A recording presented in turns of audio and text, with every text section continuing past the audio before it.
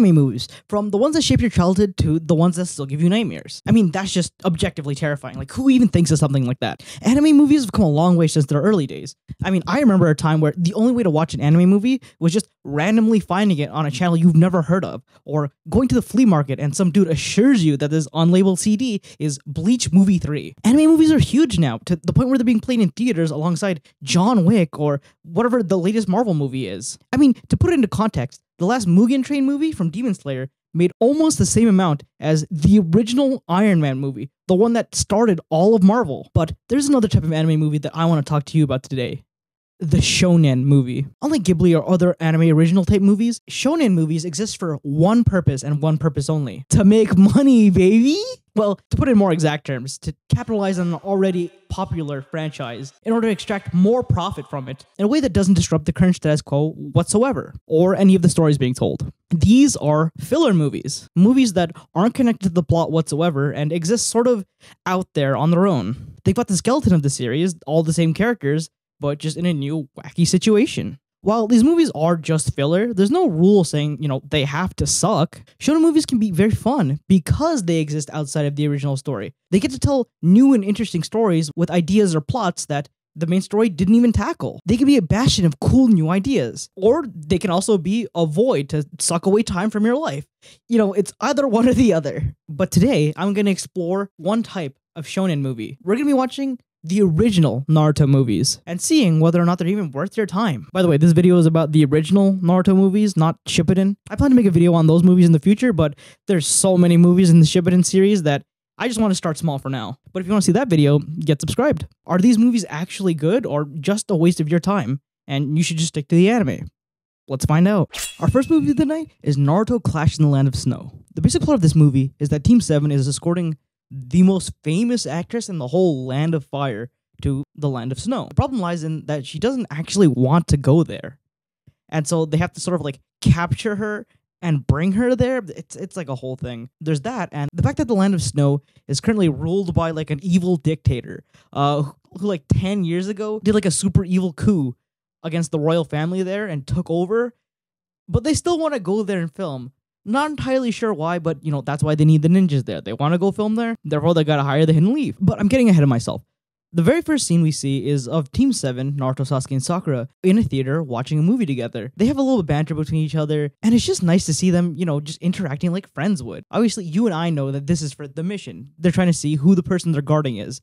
But it's just really nice to see Team 7 just, act like friends. It's something I wish they had more of in the original Naruto. So, blah, blah, blah, they watch the movie. They get kicked out because it looks like they snuck in because they're watching the movie on the ceiling of the theater. So they think that these kids snuck into the movie. They find the actress that they're supposed to be protecting, and she's being chased down by men who look like the bad guys in the movie they just watched, but obviously it's just the other actors that they're working with, because she really doesn't want to go to the Land of the Snow. I wonder why. So Sasuke and Sakura are able to subdue the guy's chasing after her, and Naruto catches up to her and, is trying to bring her back, and eventually does. But here's the thing that sort of rubs me the wrong way. So Kakashi tells Sasuke, Sakura, and Naruto about the mission, right? And he mentions the fact that this is an A-rank mission. An A-rank mission! I need you to understand that this is before Sasuke has left. He doesn't even have a curse seal yet.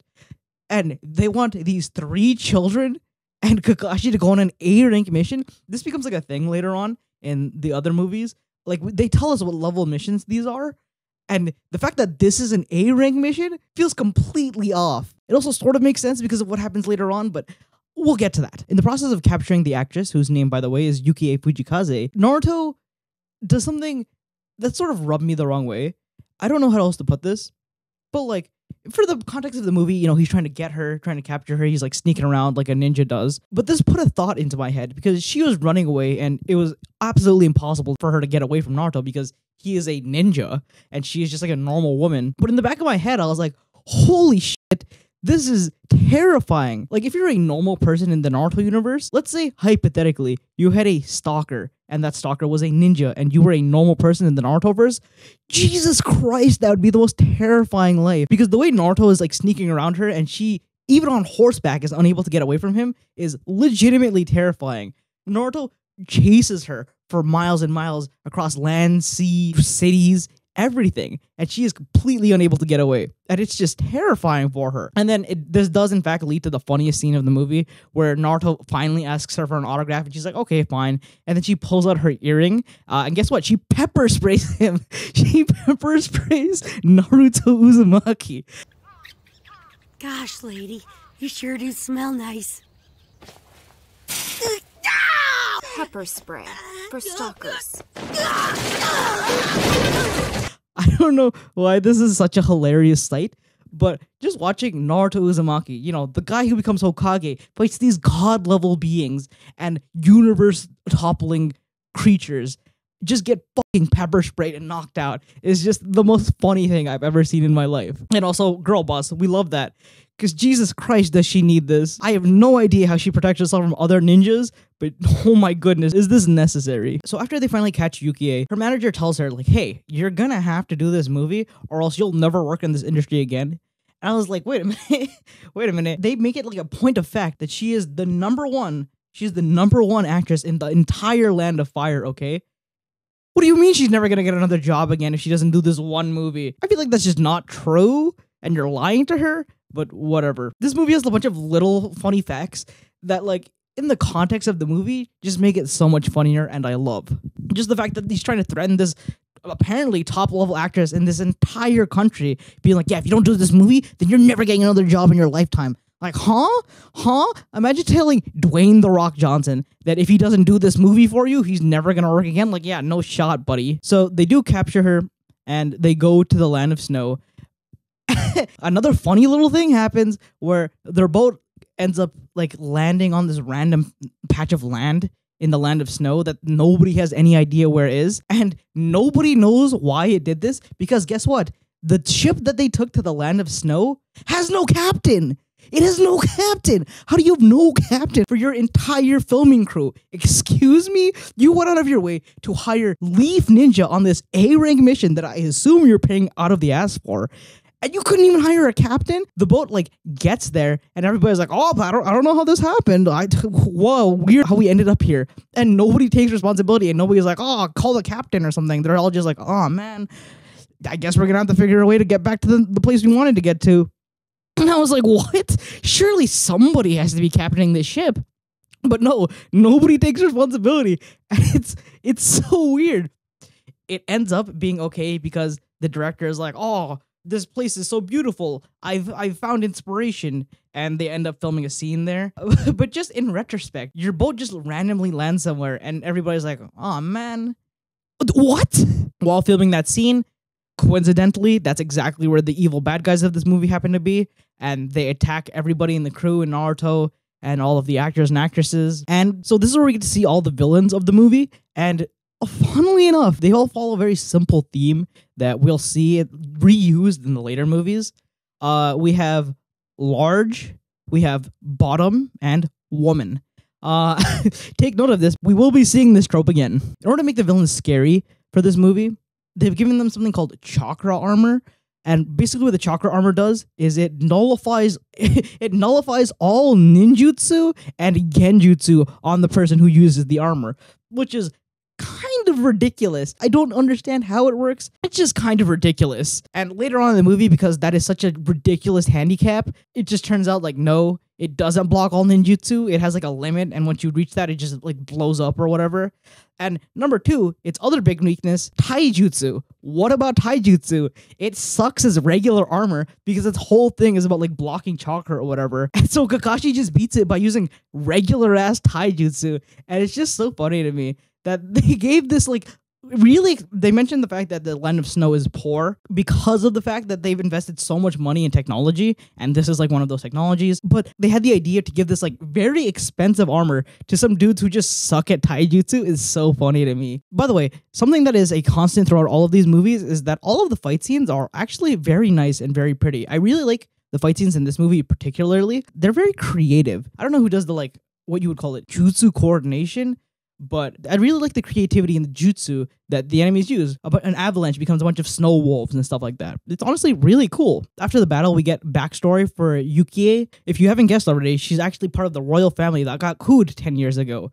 And her name isn't Yuki, it's Koyuki. So the reason why she didn't want to go to the Land of Snow is because guess what? She has trauma here. Her entire family was murdered. Her land was taken over. And Koyuki's manager, Sandayu, was actually her attendant back in those days. Sandayu mentions that it was always his plan for Koyuki to become an actress, that it would somehow get her back to the Land of Snow, that she would be able to eventually reclaim her throne. But I don't get the logic here. His line of thinking was she becomes a famous actress, and then through her jobs in the acting industry, eventually she would have to return to the Land of Snow. And then, like, I don't know, her will to take back her land would be reinvigorated and she would take it all back. That just doesn't happen. They get here and she's like, man, I fucking hate this. Like I said, I would hate this. And for 99% of the rest of the movie, she does not cooperate with anybody except for the villains of the movie. One of her characterizations is the fact that she like wants to die and hates her life. And then probably the smartest moment in the movie happens where Kakashi and Sasuke begin talking about the fact that, hey, maybe they should let somebody know that this is all happening and possibly request help. Because guess what? This might be a little too much for them to deal with. And then they're like, nah, maybe we just shouldn't. Maybe we shouldn't do that. Maybe it's okay if Team 7 just coups an entire country. Who cares? The Leaf Village probably doesn't. As we all know, the Leaf Village has a great history with coups. Nothing bad has ever happened with the Leaf Village with regard to coups. But yeah, they just decide that it's a better idea to not let anybody know that they're about to, attack this foreign leader and try and reclaim this country. I don't know. It was just kind of weird to see. Wasn't really expecting them to acknowledge this fact and then just, throw it away immediately. Maybe it'd be a good idea to let, I don't know, somebody. Doesn't have to be like the Hokage. It could just be some Jonin guy. Just let somebody know that you're gonna do this, please.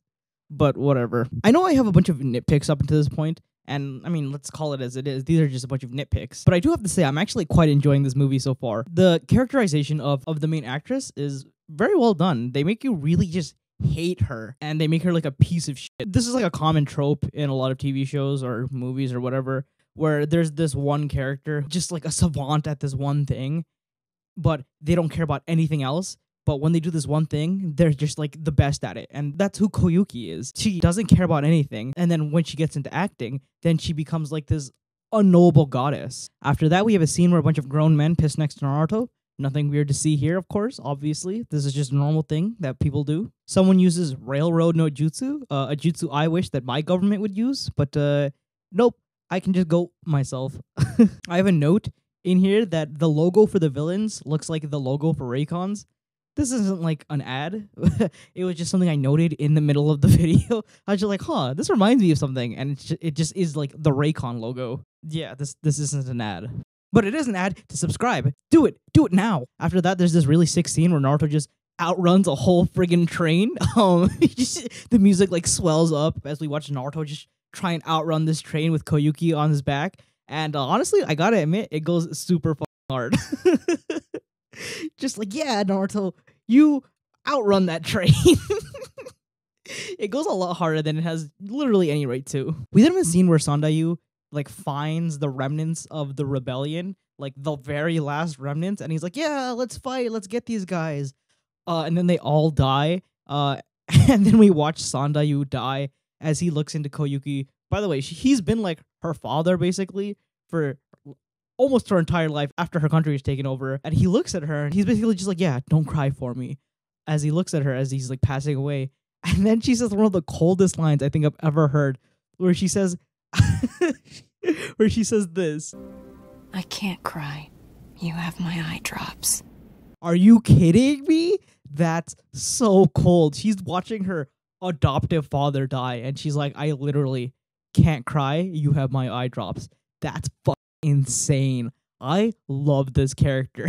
The villains then tell us what their plan is, which is basically, I hadn't mentioned it before, but Koyuki has this like pendant on her that looks really weird. It's basically like a MacGuffin. It's like a key that like unlocks something that was hidden away by her father.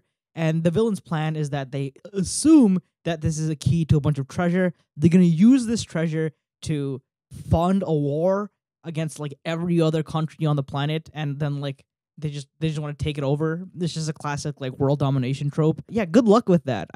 I don't know. I have a feeling it's gonna be even if they succeeded. I feel like it would be harder than they expected. Koyuki is captured. Naruto has a Green Lantern moment where he says, "Don't worry, I'll be fine," and then gets immediately just destroyed. Never underestimate a ninja. Naruto's captured and put into a jail cell, and he then exclaims, "Man, I should have trained the escape jutsu more." Yeah, you think so? I feel like out of all the jutsus you could train, Naruto, the one that lets you escape from basically any situation might be maybe a little bit useful right now. Guess I should have spent a little more time working on the escape jutsu. Actually, Naruto proves to us that he's, a pretty competent ninja. He's like, yeah, I'll escape even without using the escape jutsu.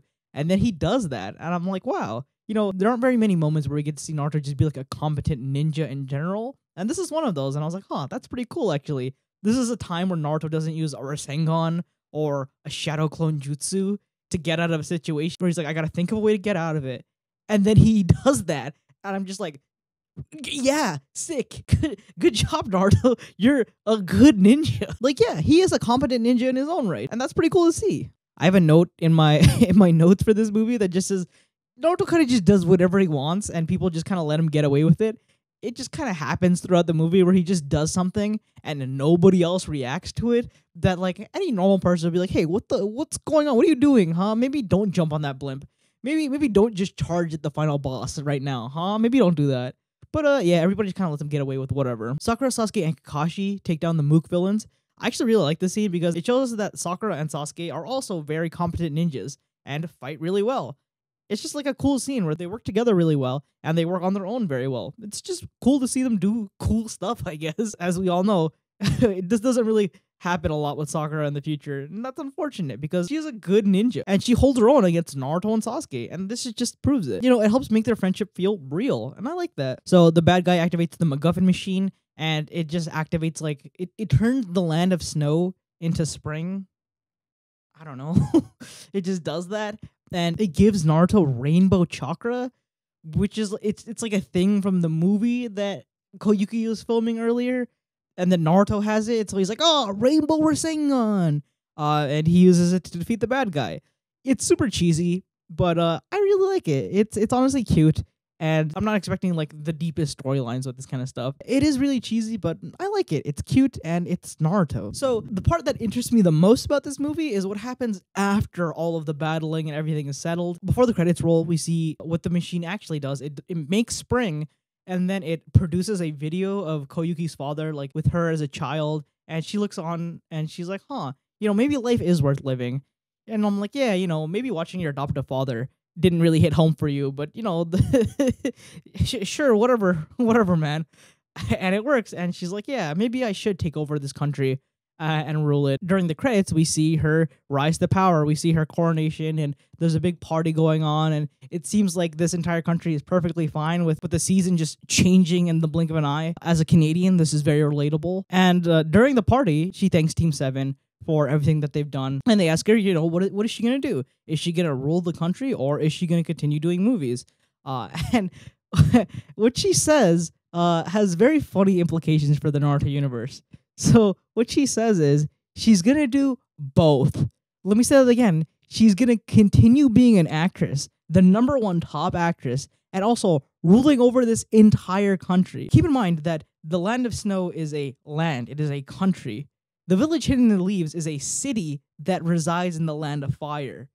She wants to continue ruling over her country and also continue being an actress. This is really funny because, as we see in the future, Naruto can't even handle running his own city. Meanwhile, the implication for this is that Koyuki can run an entire country and also be an actress at the same time, and I think that is very, very funny. All I can say is, what a girl boss. And the very, very final scene of this movie is Naruto being like, oh no, I never actually got her autograph. We're friends and stuff now, but he was hospitalized after the last battle, and he was like, oh man, she's gone. I didn't even get her autograph. And then Sasuke's like, don't worry, I got that for you. And I was like, huh? And he then produces a picture of Naruto that is signed by Koyuki. Don't worry, I took care of it.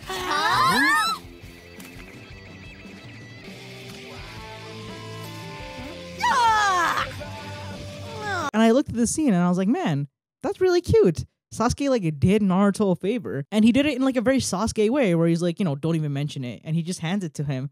And Naruto doesn't like say thank you or anything like that. He's just looking over the picture. He's like, oh man, I don't even look good in this picture, whatever.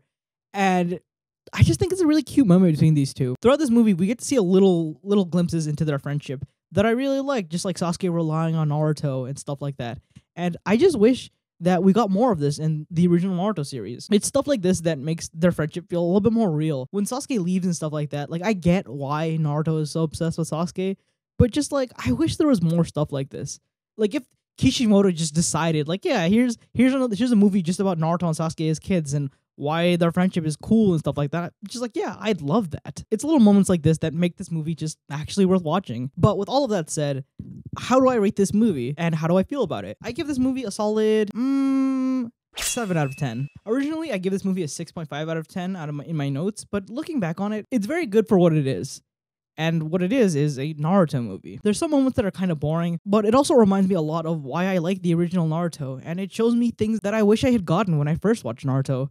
It's just a fun little romp, and it's good at knowing what it is. It's a good first step. If the other Naruto movies build on this, then I feel like these movies have a really good future, and it makes me excited to watch the other movies. But with all of that said, yeah, 7 out of 10. Good stuff. If you're watching Naruto for the first time, or maybe you're watching it with a partner or something, I'd say, yeah, go for this movie. It's a good one. The next movie on the list is Naruto and the Stone of Gelel. This movie sucks. It's not very good. But to be fair, it is the most creative of the three. Basically, the plot of this movie is Naruto and crew sort of stumble into a JRPG. Naruto, Sakura, and Shikamaru, by the way, this is after Sasuke has left the party, so Naruto, Sakura, and Shikamaru are all working together on a mission. This is actually a really cool detail that I noticed, but Shikamaru is actually leading the mission. Their mission is to like find some kind of ferret or something. I was like, wait a minute, that makes sense because he is the highest ranked out of these three people. So that makes me think like, hey, in the Naruto universe, does that mean that like if one of your friends becomes a chunin and you don't, that you two can go on missions together and they become the leader of that mission? Like you don't need a jonin? That's actually kind of cool. That's a cool little detail. But anyway, back to the movie. There's this evil bad guy. He wants this legendary artifact called the Stone of Gelel. What it does is basically it's like the last movie. It doesn't really matter what it does. It's like a classic JRPG power-up item. You know what I mean? It makes you super powerful and lets you do anything and blah blah blah blah blah. Oh, I completely forgot to mention the fact that this movie starts off in the village of the sand. We see a bunch of like knights attacking a bunch of sand ninja, and Gaara and Kankuro are there like fighting them off with a bunch of their men. I completely forgot about this fact because they don't appear in the rest of the movie. They appear like 2 more times and they do like nothing. I don't understand why they even had that like little beginning cutscene. Gaara and Kankuro show up 1 more time and just like help them fight an enemy, and then they clean up the mess, and then that's it. That's all they do. The rest of this movie is basically just Naruto and this blonde guy. But anyways, so while on the mission to capture this ferret, Naruto and Co are attacked by a group of knights, and the knights are led by this guy with like glowing red eyes. Naruto does his signature Rasengan, and it doesn't work. The guy attacks Naruto, and they like cancel out, and oh no, now Naruto and that guy are like falling down a cliff. So it's up to Shikamaru and Sakura to go and like find Naruto, make sure he's not like dead. And the rest of the movie just like follows Naruto and this one guy, his name is Temujin, by the way, in this weird new land that Naruto's never been in. Naruto and Temujin sort of like they fall off the cliff, and then they are taken in by this group of nomadic people. These nomadic people somehow happen to be related to Temujin, and this whole time Temujin thinks like, oh, I'm working with this guy who looks like a cult leader. Like we like go on his ship, and it's a JRPG, right? So it's filled with like vast swaths of empty space and cathedral-esque beauty. And it's just, I don't know, it's really funny to just see Naruto in a JRPG. It's just funny to see like these beautiful interiors of like, you know, Eastern European origin. And then we just see orange Naruto there. It is very funny to see. But that's sort of where the enjoyment of this movie ends. It is a very interesting idea to just plop Naruto into a JRPG. But then they don't really do anything interesting with it. Basically, Temujin finds out that like, oh no, I'm working for an evil guy. Uh-oh. and he wants to harvest this stone and become super duper powerful. And oh no, when he saved me in the past, he was the one who actually killed my family. And it's a bunch of nonsense. It's whatever. The lore behind the stone is also very weird. I don't understand why they do this. They like go out of their way to like explain the lore, I guess because they have to, of how this stone works. And it's like the stone can only be destroyed by a member of the royal family. And then when Naruto fights the final boss, he uses the stone and becomes super powerful. You're like, oh no, how is Naruto going to destroy this stone? Because it's like, oh no, we learned before that only royal members can do that. And he just does. He just destroys the stone because it would be impossible for this movie to end if he didn't. It sort of follows the chakra armor rule of the last movie, where it's like, yeah, there's this impossibly powerful artifact that is like nigh unstoppable. How do we stop it? If you hit it hard enough, it breaks.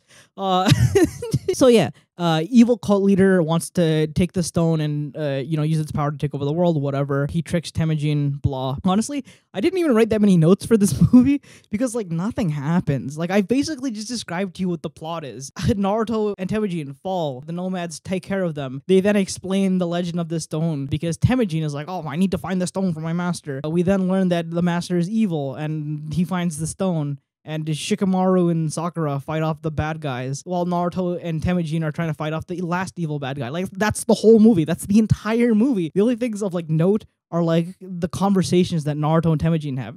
They're kind of nice. I should also mention that Temujin is played by the legendary Roger Craig Smith. Where are we? From Ezio Auditore fame. Don't you recognize me? It's me, Mario! Uncle Mario? Or just, like, every other character in the regular show. Oh, look! The sun is rising. Thank you all. That's basically it. That's basically the entire movie. Nothing else really happens. Okay, something funny does happen. So the bad guy activates the Stone of Gelel, right? And all this power is like flowing into the universe or whatever. And so they're like, oh no, how are we gonna stop it? What are we gonna do? And it turns out, that right where the Stone of Gelel is, right next to it, there's like a seal there. And if you like activate the seal, then it causes like a rift in time and space and just like Control Z's everything. I don't even... It's basically like, yeah, if you activate the Stone of Gelel, here's an undo button. It creates a black hole for like 5 seconds and gets rid of everything, just in case somebody decides to activate it. And it's just very funny. Like it is such a cop-out to have just like an undo button basically. But it is also very funny that this like advanced civilization that protected this Stone of Gelel or whatever was like, hey, we're not going to activate this stone because of whatever. But, just in case somebody does, just in case they do, we're just going to put like, just like a little thing over here on the side, just in case, an evil guy gets it or whatever. And that's exactly what happens. The evil guy gets it and Naruto defeats him. And then they're like, oh no, the power is going out into the world. Somebody evil could seize it. And then Temujin's like, oh no, I'll stop it. And he like sacrifices himself by using this seal or whatever to activate the black hole that's gonna like suck in everything. And then Naruto's like, no, I'm not gonna let Temujin die. And then he goes and he saves Temujin from the black hole and like gets him out right as the black hole is like enveloping everything. And then boop, everything is fine. Everything is undone. The stone is gone from existence because they went to a literal black hole, and everything is cool and great and awesome now. What happens to the bad guys? I don't know. They're dead, I think. Oh, by the way, this movie does not follow in the path of the last movie. The main villain, his like captains, I guess, are like 2 ladies. Girl boss. Other than that, I'm like looking over my notes right now. There's like nothing of substance in this movie. Not to be mean, but just like, I don't know. This movie, 5 out of 10. It has an interesting concept and ideas, and there are some cool parts of it. Like, I like the ferret. By the way, if you're wondering what happened to the ferret, they found it and they gave it to the guy. Cool. But other than that, this movie is just kind of boring and lame. If you like this movie, please tell me why in the comments or something, because I don't get it. But yeah, I give this movie like a 5 out of 10. If you're like, I don't know, starving for Naruto content and it's like the last thing, it's like the only thing you've never seen before, sure. But I really do not recommend this movie. It's just kind of lame and nothing happens. Okay, I'll give it this. The voice acting is very good because obviously, like all of the movies, all the voice acting is just like beautiful. There are some really nice fight scenes and shots in this movie. I forgot to mention the last movie, but there are just some very well done, well animated shots for no reason, and they're just very beautiful. But other than that, this movie just is kind of boring, and I really don't recommend it. Thumbs down. Do not watch this movie. And our final movie of the night is Naruto Guardian of the Crescent Moon Kingdom. So the basic plot of this movie is that Team 7, with the addition of Lee instead of Sasuke, because, Sasuke's not there, needs to escort this prince back to his kingdom. He's gone on like a worldwide like shopping spree with him and his son, and now it's time to bring him back to his kingdom. And for some reason, he didn't have escorts throughout his mission, and only at the very end, where he has to return back to his kingdom, does he want a bunch of bodyguards. And that's what Team 7 is. Do you remember when I mentioned mission rankings? This mission is ranked B. I don't know if you remember the first movie, but that mission was ranked A. And to be clear, this B rank mission is about defending a prince and all of his millions of dollars worth of cargo on his way back to his home country. They even go out of their way to like have a narration done by Tsunade where she's like, yeah, normally I would have a bunch of Jonin do this mission, but, and then she like cuts herself off. Like, what? Yeah, it makes sense if you'd have this prince royalty of another nation be guarded by a bunch of, I don't know, high-ranking ninja. But for some reason, you've employed Team 7 to do this. Okay, and she doesn't bother explaining why. Why even keep the narration in the movie at all? I don't know, but whatever. Normally, I'd assign it to Jonin level ninja, but, well, just keep on your toes and get it done. Right, will do! So we get to meet the prince and his son. They're basic, like, royalty, whatever. They have a bunch of money. They bought a bunch of stuff. Like, spoiled kind of guys. The prince is, like, an older guy. He's a bit, like, larger. And his younger son he's just a kid. He's got, like, a bow and arrow. He's a kid, so he's, like, inexperienced about life. He doesn't have very many friends because, he's been traveling a lot because of his father. And that's basically it. So something to make notice of. At the very beginning, Kakashi and the prince have a discussion about how their leaders are, I was going to say elected, but they're not elected. Very specifically, they're not elected. How their leaders are chosen. The prince is like, hey, why don't you guys have a monarchy? Monarchies are sick. I love it. Because of course he would say that because he is the prince. And Kakashi's like, no. In the Leaf Village, we choose them differently. And I was like, oh, this is actually very interesting. I don't remember how Hokages are chosen. So this would be a very interesting conversation.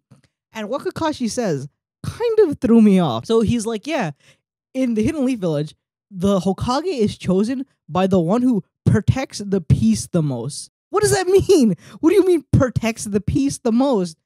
Huh? Kakashi, like, this is a conversation between the prince and Kakashi. Like, he doesn't need to, like, sugarcoat it or whatever. If you're wondering how the actual Hokage is chosen, normally the preceding Hokage, like, writes down a person that they want to take over after them. So, like, the third one and the fourth, etc., etc.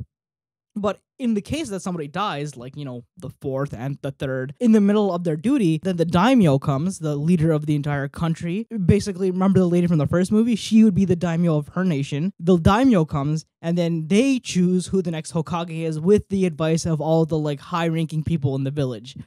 So, yeah, I don't know why Kakashi says that. It's basically just a lie. Oh, another cool thing to note in this movie is the prince's son, Hikaru is his name. He's playing a Game Boy, just a straight up Game Boy.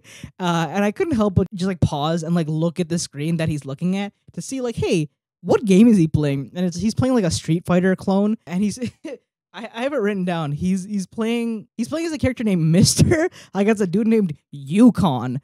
I mean, sure. I thought this would be about like famous ninjas or something, but no, these are just guys, I guess. I mean, not everything in Naruto has to be about ninjas. There's no real guy named Ryu, I hope, that can shoot Hadokens, but you never know, I guess. Some normal stuff happens. They stop by a circus. The circus interests Hikaru, so his father buys out the entire circus for him because, yeah, they're rich. After that, they take a pit stop to go see Hikaru's mother, who is estranged from the family. We get a little bit of dialogue noting that the prince had, married her at one point. But guess what? He's insufferable. He's been coddled his whole life. And he's like, what do I need to buy you to get you back in my life? I'll buy you anything. You can have anything in the castle, all the jewels. And I don't know why the late's doing that, by the way. It's whatever. He's like, yeah, I'll buy you anything to bring you back. And she's like, if you're saying that, you don't understand what love is. She notes that she had to sign a prenup before the marriage. That's the only reason why he has their son. If it wasn't for that, she'd, want to be with her son. And then, he's like, oh, I'll get you anything. I'll get you anything. And then she slaps him because just like, yeah, he doesn't get what the problem here is. And we get to see the reason why his mother isn't in his life is because of the prince. And then while that's going on, Naruto and Hikaru are hanging out. They're just chilling. They actually have some very interesting banter. Naruto's like making himself like an instant ramen. And Hikaru is just like, oh, I wonder what that tastes like. And Naruto's like, yeah, you wouldn't know what it tastes like, huh, rich boy? Huh? You never had to get instant ramen in your life, huh, rich boy? And I was like, huh. I always forget that Naruto grew up incredibly poor because he had no parents. Who raised Naruto? Was it the third Hokage? I don't know. But yeah, it's always interesting to remember that, Naruto grew up very poor. He's taking out on Hikaru, who doesn't deserve it. Hikaru's trying to, befriend Naruto. But it's interesting to see issues of class be brought up in Naruto, which isn't something we see very often. And that actually is a theme for this movie, which we'll continue on later. They get onto the boat to travel to their country. They get hit by a storm. And if you remember from before, the prince had bought Hikaru like an entire circus that includes like animals and stuff. So while the storm is like crashing into the boat, all the animals are like flying off and they're getting hurt and people are getting hurt. And Hikaru's just like, oh, it's whatever. It's a bad investment that I bought the circus. It's fine. And Naruto gets pissed at this, and rightfully so. He's like, those are living, breathing creatures that you bought with your money, okay? You can spend your money however you want, but those are live creatures. Maybe think for a second and have some fucking empathy. And Naruto gets pissed at him, and I was like, wow. It's very clear that Hikaru's father doesn't do a lot of fathering. Now you're bored of them, so you just want to toss them in the trash! You'd let all those animals die? Why, you stinking little... what am I doing? You're not worth the effort. You're a waste of space. Just go back to bed and stay out of our way. This is the wake-up call that Hikaru kind of needs, and he goes out and tries to help all the other sailors try and get the animals into safety, etc., etc. And everything turns out for the better. They save all the animals and stuff. And Hikaru learns the valuable lesson of, maybe have a little empathy and think about your purchases, even a little bit. And Naruto apologizes for being, mean to him, even though it was valid. He was valid. So they make it to the Crescent Moon Kingdom, which is the title of the movie, as well as the place where the prince and his son are from. And it is a resort kingdom filled with like gambling and, beaches and slots and hotels and etc., etc. And they get there and nobody is there. Nobody is doing anything. Not a single person is outside. And everybody's like, huh. It's kind of sus. It's kind of weird. What's going on? But for now, they ignore it. So they get back to the castle, and the prince sees the vice, like one of the ministers of the country, whose name is, by the way, is Shabadaba. Okay, and he is the main villain of this movie. He's who hires the bad guys and stuff like that. Because guess what? He wants to take over the kingdom for himself. Wow. What a crazy plot. I mean, it's fine that it's not original, but you've heard it 1,000 times. I've heard it 1,000 times. It's fine. It works. And so the three main villains for this movie show up, and they follow the exact same rules that the enemies from the first movie had, which is, as you remember, large, bottom, and woman.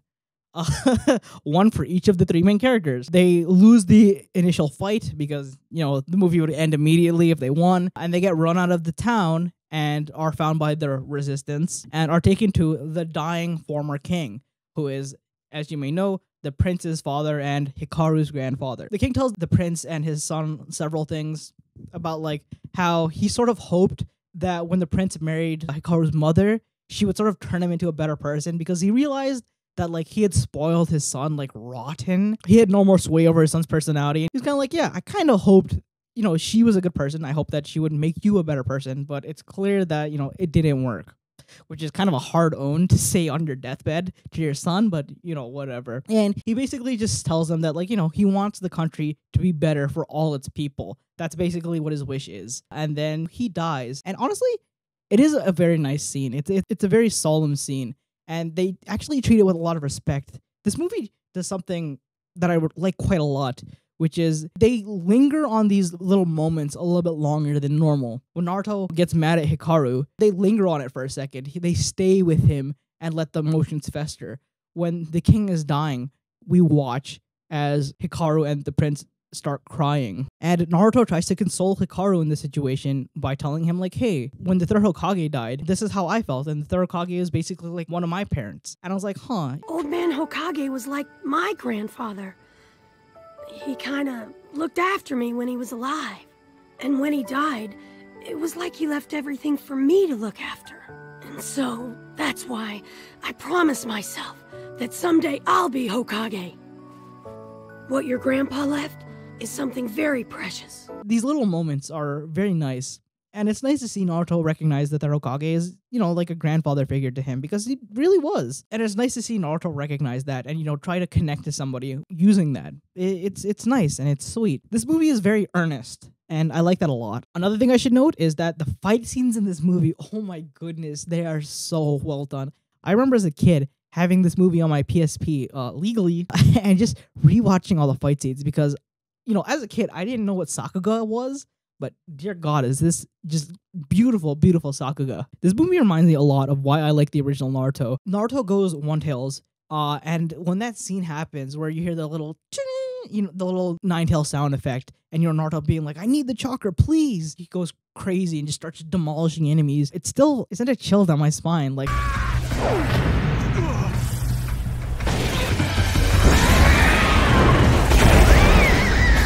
Even now, with all the things that have happened in Naruto, it still has that same impact. And I really like that. It reminds me so much of why I love the original Naruto. And just the feelings that it evokes. It just is magic. I just have a note that says creepypasta Naruto and a little time code. Enjoy. Also, this movie has a lot of beautiful, beautiful shots. Just like looking over the kingdom and stuff like that. There's also a scene where basically the prince gets kidnapped and the minister explains to him, why he even took over the kingdom in the first place. And guess why? Why do you think that the minister took over the kingdom? It's not because it's for money. Well, it sort of is. It's because the king was trying to do a socialism. I don't say that like ironically. No. Shabadaba explains exactly word for word what the king was trying to do with all the money in the treasury, and it was like help the poor, build free housing, free healthcare. And I was like, what the fuck? This king is based as hell. If only there were elections. But it's fine. It's fine. He started getting ridiculous notions about helping the poor and the old and the downtrodden, lifting their taxes and building them homes, paying for their health care from the state treasury. My father and on. wanted all that? This movie is about class, and they really want you to know that. Hikaru and all of the freedom fighters are sort of like down after the king dies. And so Naruto gives Hikaru a little speech, and it honestly made me a little bit teary-eyed. It's nice to see that this movie was clearly made by people who understood what Naruto is and what makes it good, and it just really makes it shine. Lee and Sakura have some very, very cool fights. We get to see what makes each ninja shine, and it's pretty cool. Kakashi also has some pretty neat fight scenes with his Sharingan and stuff like that.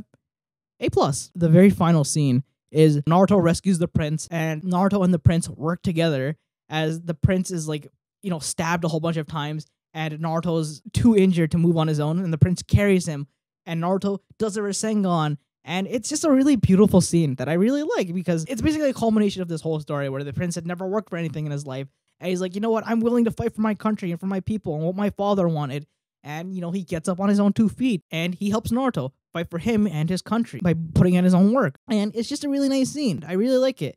Much more than the Rainbow Rasengan one, because this one, it's about the people in the story, and I really like it. And Naruto uses a Crescent Moon Rasengan to take the enemy down. Conceptually, a Rainbow Rasengan is pretty cool, but just because I like this movie a lot more, the Crescent Moon Rasengan is just better. It just is, I'm sorry. Final scene of this movie is Naruto and the rest of Team 7 are sent away, they're waving goodbye and stuff like that. And the prince and his son discuss about what they're going to do for the future. And the prince basically says that hey, I want to finish what my father started. All these promises my father made, I want to continue them. And I want to make a better country, not for myself, but for other people, because I love this country. And he says it's possible that him and Hikaru's mother might get back together because he kind of understands what she was trying to say. And I like that. Not just because the prince is he's just doing a socialism now. I don't know how the rest of the ninja world's going to feel about that. I don't know. We know how the Hidden Leaf Village is with coups. especially since the fact that this is a coup. This is also a coup of an active leader, but it's fine. But yeah, the prince just leaves it on the note. He's just gonna create a bunch of welfare programs and help out the lower class people. And that's pretty cool. You should do that. The first movie had railroad no jutsu. Now we have socialism no jutsu. Great. We love that. My final review of this movie is I give it a 7.5 out of 10. This movie reminds me of all the things I love about Naruto, and that's basically what it is. It's just good Naruto. At the end of the day, that's what I'm looking for with these movies. Just good representations of what makes Naruto good. If they can also innovate on that by having cool and fun concepts like JRPG and stuff like that, I'm cool with that. But if the rest of the Naruto movies in the Shippuden series are like this, then I'm excited for the future. This movie is definitely a must-watch. If you've never seen it before, I really recommend it. The other ones I'm kind of iffy on. The first one's pretty good.